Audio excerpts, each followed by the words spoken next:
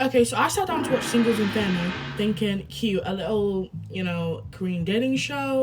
Hi guys, welcome back to my podcast, No Comment After Hours. Don't forget to follow my Instagram, YouTube, and TikTok at No Comment After Hours. Same profile picture, and on Instagram, it just has little underscores in between the words. So, why did I come out of it feeling I needed a whole new Personality, new diet plan. Girl, I'm not even in the diet plan of the first place. It's like marketed as like a dating experience, like to get to, know each other. There's another one that came out recently, I think in like November, but I don't think it's the same thing. It's like helping like people who have never been in a relationship before. It's on Netflix. I think it's like the whole premise of it is helping people who have never been in a relationship before or people who are shy get into a relationship. And initially it started off very like, this is not about Singles Offender, this is a completely different show, I'm yapping. But initially it started off as like a little, oh, it's so cute, like having people, get together, da-da-da. But I didn't finish the show, but from what I've seen on TikTok clips, it got really, really messy and people started getting really, really upset. But that's besides the point because I'm not talking about that show today. So, as I said, it's marketed as a dating experiment, but it's really just like a social experiment on how fast women can start comparing themselves without saying it out loud. Like, if you actually look at the show and look at, like, who they cast and, like, the challenges and, like, going to, like, if you couple up with someone, you go to paradise and, like, all that. Like, basically pitting women against each other. That's besides the point, okay? So, the island is called Inferno, but no one is sweating, no one looks so comfortable, and everyone's skin is glowing, shockingly, because it's the middle of summer, and you're in a really hot island. How are you? No sweat marks, and you don't look greasy. Like, give me some tips, because in summer, it's winter right now, but last night I was actually stressing about summer. I was like, what am I actually going to do? Because I get so sweaty, and I am so scared I'm going to stink of BO. I'm sure half the time I do. But,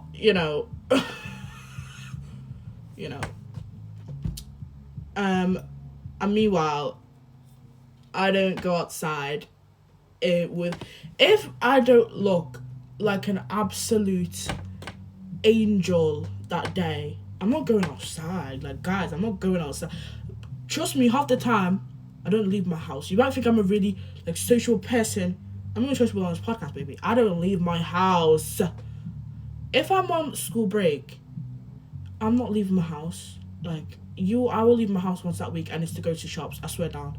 Like, I'm sorry, that's just the type of person I am. Like, I'm a bit antisocial, I can't lie.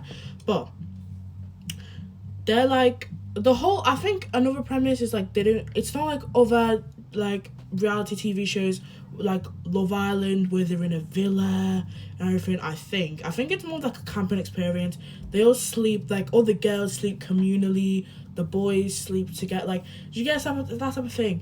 I don't know if Love Island, I think in Love Island the rooms are separate, I'm not really sure, but it's not like Love Island at all, I think. Okay. And you will see some people in the middle of summer, you don't have a vanity table, you don't have, like, your perfect hairdryer or whatever, and you will see the best flipping beach waves. They all look insane. I don't know if they have something backstage, like, obviously they're not showing us on the show, but, like, to my knowledge, they don't have a niche, and they're looking absolutely beautiful. So, the beauty standards and casting, got something to say. But let's be real, the casting for Singles Inferno is not random at all. It's not random. They're not just picking up girls and guys on the, Reels tab of Instagram. They're not doing that. It is, well, what I think, and probably what I would do. Not what I would do, actually. No, not what I would do at all, because I've got problems with this. They are picking people very strategically, because you will notice that if you do research on the people who are on Singles Inferno, a lot of them already had a little bit of a social media following. Like, you will see, like, videos. I saw a video on TikTok the other day. It was about Love Island, but I've seen another video about Singles Inferno. And it's like comparing the following of people before they went on the show and after. And, like, you'll see some of them have, like, 20k followers before they went on the show. 20k followers before they went on the show. and now they have like 100k. Like that type of thing. Like, you know what you're doing. You know what you're doing. Like, and I think the whole vibe of the people, the guys and the girls, I think, is like tall, clear skin, symmetrical face. I think, oh, that was my chair, by the way. I don't know if you heard that, but symmetrical face. I think that's a really big thing there. You have to be, symmetrical faces are really big, like in Korea and everything. And then also like fair skin and like obviously their 100, beauty standards. And like if you don't have that type of aura, like Miss Sungjia, I'll talk about her later. If you don't have that type of aura, sometimes the personalities feel like manufactured. Sometimes they don't feel very natural. They feel like very like, you have to act like this, you have to behave like this. We're gonna give you the mean girl vibe. We're gonna give you the nice, cute girl persona type of thing. Do you know what I mean? But I mean, I'm not one to judge. You know what I mean? And like that's when it hits you. Like, this is not about connection, babe. Not. Oh, again, my chair. I like twisted on my chair. Sorry, but like you can hear a lot of sounds. But like, this is not about connection at all. Not about connection. This is about who looks good silently sitting on a rock. That's literally it. Like, if you look good sitting on a rock and like laughing, perfect fit for the show, baby. Perfect fit for the show. This is when I get to my girl Songjia. She is, for this show, she's the textbook definition of exactly what they want. And it kind of does my head in because they'll pick like, if there's, water break number 1. If they're picking 8 girls for the show, 90% of them girls, so like 7, no, I don't know how many. If they're picking 9 girls for the show, like 7 of them will fit the Korean beauty standard. Maybe there'll be one that really fits the Korean, and then the rest of them will just be like, they fit the beauty standard. I mean, they're pretty, they're cute girl vibe, whatever. And there'll be like 1 or 2 that don't fit the beauty standard at all. No. Like, not that they don't fit the beauty standard, don't get me wrong. Because that made me sound like a really horrible person when I said that. They are beautiful. Like, when I say beautiful, you need to see some of the girls on that show. All of them are absolutely stunning. Right. But they'll just pick one who they wouldn't consider, or many people in that, like, space wouldn't consider conventionally attractive to them. But they are, like, attractive. Do you know what I mean? Like, they'll be more curvier than the other girls. They'll maybe have a bit, like, darker skin. Like, they'll look like they've put tan on.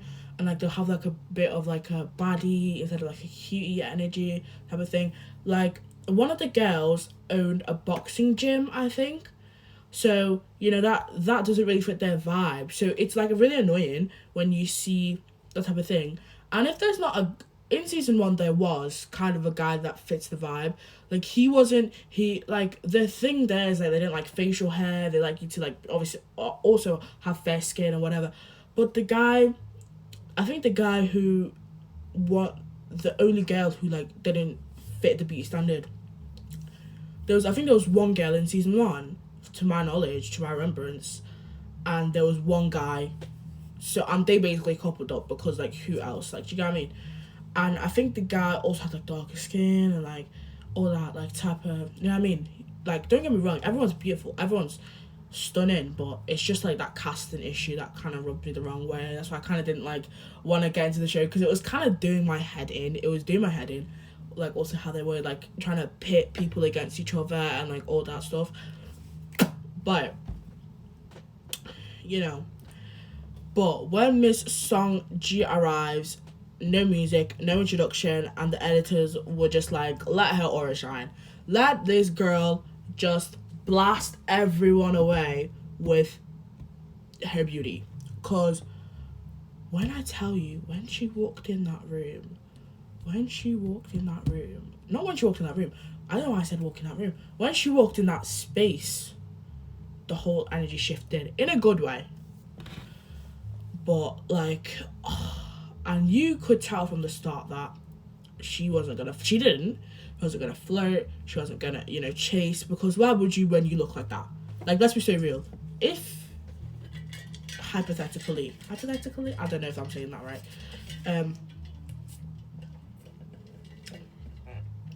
If you literally look like you would have 90% of the guys fawning over you,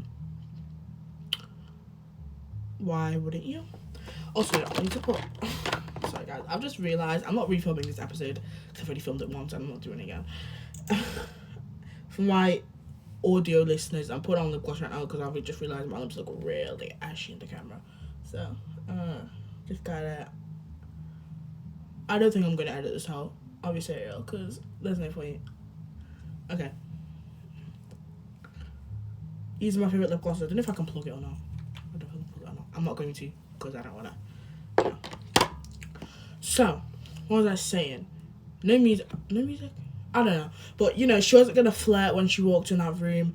I think in one of the, them little interviews that they do after, like, a clip of the show, when she was talking to, like, one of the producers, I think she said something along the lines of, like, she doesn't like any of the guys. And I was like, girl, we can tell. Don't worry, we can tell. The facial expression, the way she was, like, just talking, like, girl, we can tell. And honestly, when you look that good, who wouldn't want to be picky? Like, you want to be picky anyway, because, come on now, it's 2026, like, let's, you know. But when you look like that level of that girl, why don't you want to pick? Like, you know what I mean? Oh my god.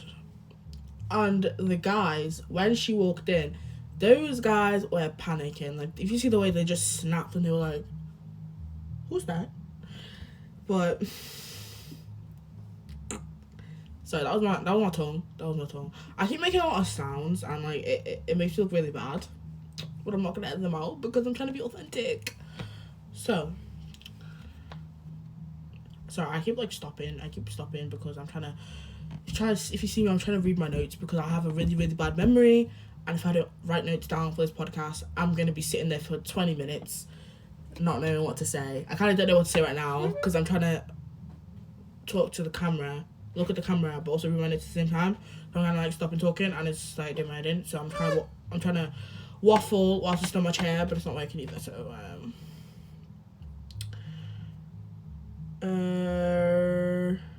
So this is where the kind of embarrassment factor comes in. Because not like anyone did anything wrong, like nobody did anything, but it's the fact that the show creators kind of created like a hierarchy between the girls. Like, you could tell Songjia was at the pinnacle. Also, wait, before I continue talking, no hate to any of the girls, obviously, because they're all beautiful. I think I've said that about 15 times. But let me talk about the scandal that Songjia had, because I think it kind of gives like context to how harsh like maybe Korean netizens can be, and why it kind of felt like they had a little bit of a hierarchy. Like, do you get what I mean?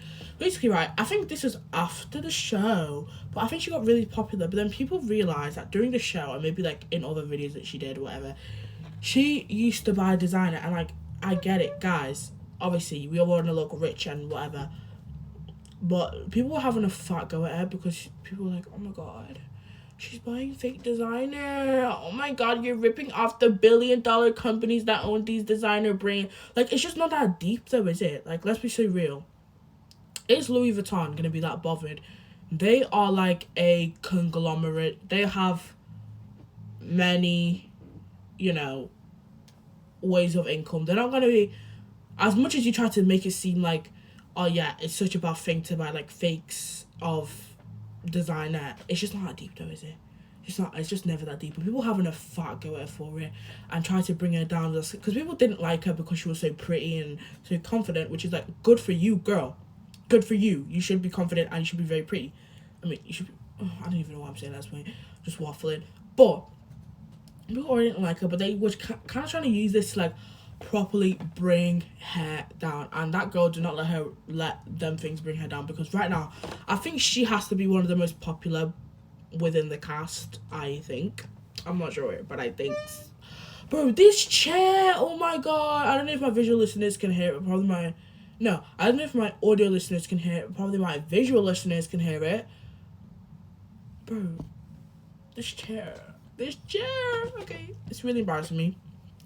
But like, she was literally the main character, and like, because she had such a strong aura, which is good. She should be confident because she's very pretty. So is everyone else on the show. But they kind of, I think the way not the cinematography, I don't know what to call it because I'm not a cinema expert, but like the way like they film and the way like, the challenges were set up and everything, it just made everyone else look like all the other girls look like supporting characters, like, because I don't think this is such a thing with the guys, but I think this was like a very big thing with the girls. Like, it was like a very, I don't know, the hierarchy was very clear. It was like Song Jia and then like everybody else. Or like this one other girl who didn't fit the beat standard, but I personally thought she was like, she also caught my eye a lot because she's so pretty, she's stunning, and she has such a good personality, and she's so like lovely, do you know what I mean? But like, it literally just felt like Song Jia and everyone else, and I love Song Jia, don't get me wrong, but I think it's the people who make the show, and they know what they're doing. They should have learned, because I swear down, they're gonna make a new season this January, or I don't know if it's already out, but whatever. But they should have already learned by now because they're on their 5th season. They would do this since 2021, I think. So why are you not like, as the time goes on, maybe I don't know. I'm not judging anybody, but maybe we should go on with the times. But like the camera angles and the way that they like I was just talking about this like 2 seconds ago, but the way they filmed the videos, not the videos, the thing, the oh my god, what do I call it? I don't know what it's called. The show. The way they film the show, like they'll zoom in on people's faces as she walks away or as she walks in the room, and it's just giving this like everyone's like, it's like everyone's giving this attention to her specifically, being like, oh, she's so confident, she's so this, she said that, again, which is good because she's pretty. But again, why the comparison? Why are we comparing? Like, why are we not doing this for every single girl? Why are we not like zooming in on everyone's face and be like, oh my god, she's so pretty, oh my god, she's so confident? Like, do you know what I mean? Like, maybe I'm too woke for this, too much female empowerment, but there's never too much female empowerment, guys. Never. Well, that's just how I feel. That's just how I feel personally about the show. And I feel like sometimes, they were sketchy with it. Like, you know what you're doing, trying to, pit them against each other, but, maybe I'm the one who's too woke for all this, but I don't know. Don't even get on to me. And I had to remind myself, like, half the time when I was watching the show, because I was, like, throwing a fit. Like, I don't know if it's just me, but when I'm watching shows, I'll be screaming at my, like, iPad screen or my computer screen or wherever I'm watching it on. I'll be screaming, I'll be like, do you know what I mean? Like, I feel like this is, like, a kind of event, but, I'll be screaming at my screen, and then I have to remind myself that I'm in my room, no lights on, it's 12 a.m. in the morning, I've got crisps all in my shirt, and I need to go take a shower. Like, sorry, I just get like a bit too into it, but sorry. But, and the show honestly really, really teaches the ideal woman stereotype type of thing. The calm, mysterious, skinny, and like slightly on it. Like, obviously the whole thing of like, oh yeah, guys love what they can't have, that type of thing. But it really like feeds into that. Like, it does. Because like that one guy that when they first saw him, everyone's like, oh my god, he looks like a K-pop idol. Like, he was a fangirl over my girl Song Jia. Like, guys like what they can't. Even when she picked a completely different guy, he was still like, oh my god, no, she actually likes me though, I swear down. I swear. But, like, she doesn't speak. I think another reason why was because, like I just said, she doesn't speak too much, she doesn't explain herself, and she just, like, exists, and she has this like beautiful aura around her. Like, I don't know, she just has that vibe. She didn't every other girl, but you know, Song Ji, do you get what I mean? And like, the emotional impact. Oh my god, this flipping chair, bro. The emotional impact of this whole thing is that like it really leaves like a lingering impression on you when you watch the show. Like, from just the videography of it, you will know who, I don't know if this is with all shows, but you will know who the main character is and who the main character isn't, because who gets the most screen time, who gets their face zoomed in on the most, who gets the most, like, I don't know, who do they show getting ready, who do they show walking away for no reason, like, that's that type of thing. Like, it's just a bit, I don't know. But anyway, guys, that is my TED Talk about Singles Inferno, coming from my room right to you. I do love the show, but I probably will not watch it again because I don't think it's my cup of tea anymore. I think I'm just a K-drama type of girl. I haven't watched K-dramas in ages, by the way. I have not watched a K-drama in ages. I don't think I've watched a K-drama since last year. I know it's been like the 16th, I think. I don't know what day it is. I don't know what day it is. But I haven't watched a K-drama since that My Genie thingy. I don't know if you know the show, but it had a lot of controversy surrounding it, and I kind of understood it. But I'm not going to get too much into that now because I don't want to extend this episode any further. So, yeah, guys, bye. I hope you have a good day, and I hope you enjoyed listening, and I'll be coming to you with more interesting podcast episodes, and I might continue on this little reality show streak because I do enjoy talking about it, but I also want to talk about a little what I've been talking about for the past few episodes about how people should take, your goals and everything. I know people like that because those videos got a lot of views. But yeah, guys, bye, and I'll see you in the next one.